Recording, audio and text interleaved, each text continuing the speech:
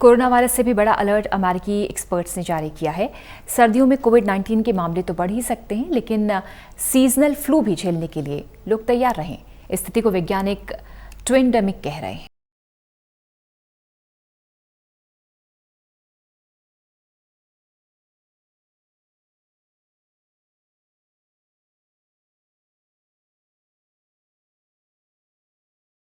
साल 2020 corona virus के साए में बीत रहा है।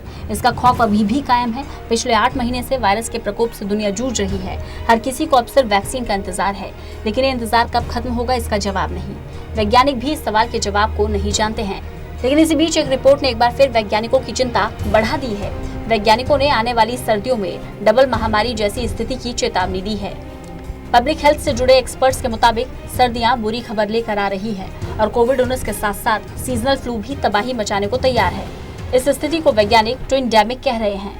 गौरतलब है कि सर्दियों के मौसम में वैसे तो सीजनल फ्लू काफी आम बीमारी है और अस्पतालों में हर साल ही बड़ी संख्या में मरीज आते हैं, लेकिन इस साल अभी अस्पताल पहले से ही कोविड-19 के मरीजों से भरे हुए हैं। ऐसे में सीजनल फ्लू के मरीजों का इलाज कहाँ होगा, कैसे सभी मेडिकल सुविधाएं मुहैया कराई जाएंगी, ये बड़ा सवाल है।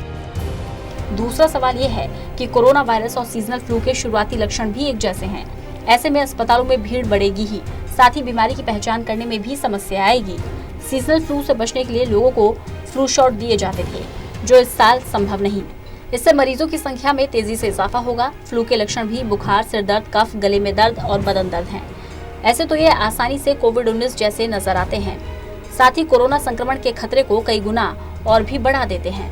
फ्लू की चपेट में आए व्यक्ति के लिए कोरोना संक्रमण और घातक साबित हो सकता है। दुनिया भर के वैज्ञानिक इस ट्विंडेमिक को लेकर काफी चिंतित हैं और फ्लू शॉट पर काफी जोर दे रहे हैं। इस बारे में अमेरिका के CDC के डायरेक्टर रॉबर्ट रेडफील्ड का कहना है कि हम बड़ी कंपनियों से ये कह रहे हैं कि वे फ्लू शॉट देने के लिए अभियान चलाएं, कम से कम उनके कर्मचारियों को ये उपलब्ध कराएं। CDC हर साल अस्पतालों को 5 लाख डोज देती है, लेकिन इस साल आशंकाओं के मद्देनजर 9.3 मिलियन फ्लू शॉट पहले ही ऑर्डर किए गए हैं। अमेरिकी corona expert doctor Anthony Fauci ने कहा कि लोगों को फ्लू शॉट देने की सलाह दी गई है। साथ ही उन्होंने ये भी कहा कि इसके जरिए आप एक ही वक्त पर सांस से जुड़ी 2 बीमारियों में से एक के खतरे से तो आजाद हो ही जाएंगे। दूसरी ओर ब्रिटेन में भी PM बोरिस जॉनसन ने स्थिति को देखते हुए फ्लू शॉट के लिए कैंपेन शुरू कर दिया है, जबकि ऑस्ट्रेलिया ने देश के कई इलाकों में इस तरह के फ्लू शॉट कैंपेन की शुरुआत अप्रैल में ही कर दी थी। अमेरिका में बच्चों के लिए नर्सरी स्कूल में ही टीके की व्यवस्था होती है, लेकिन स्कूल बंद होने के चलते इस बार वैक्सीनेशन नहीं हो पाया। यूनिवर्सिटी ऑफ कैलिफोर्निया की देखरेख में काम होता था।